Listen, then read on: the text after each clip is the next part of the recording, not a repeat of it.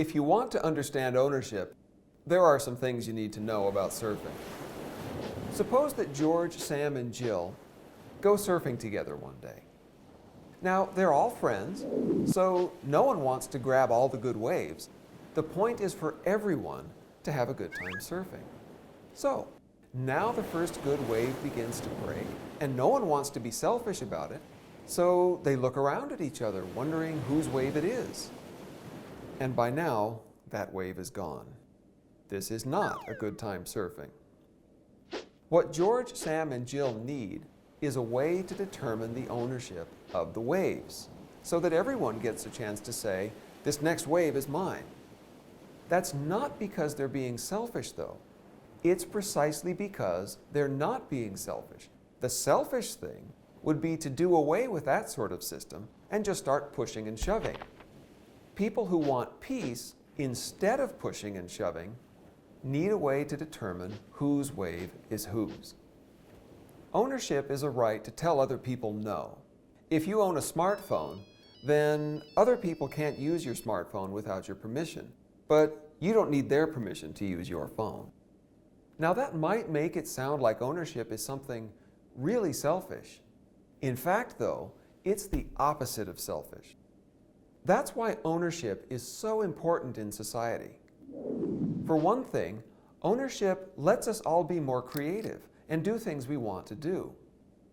When people can own resources, they can prosper from developing those resources and making them more valuable. Then they can exchange with each other and create even more prosperity.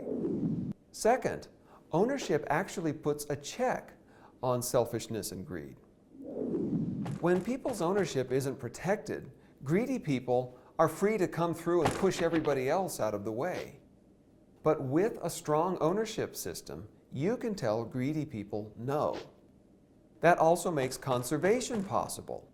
When people can say no, they can stop other people who don't just want to use resources, but want to use them all up.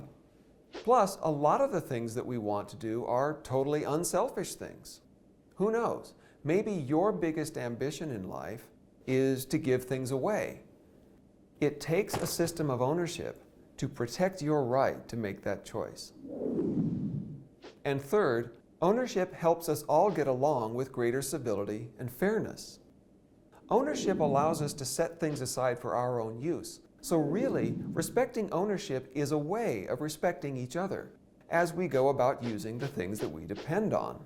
But when ownership isn't protected, it's generally the most vulnerable people, people without power and political connections, that suffer the most. Other people with more power can then run them off their land or collect their money in the form of a subsidy or a bailout. If we care about fairness for everyone, then we have to care about ownership.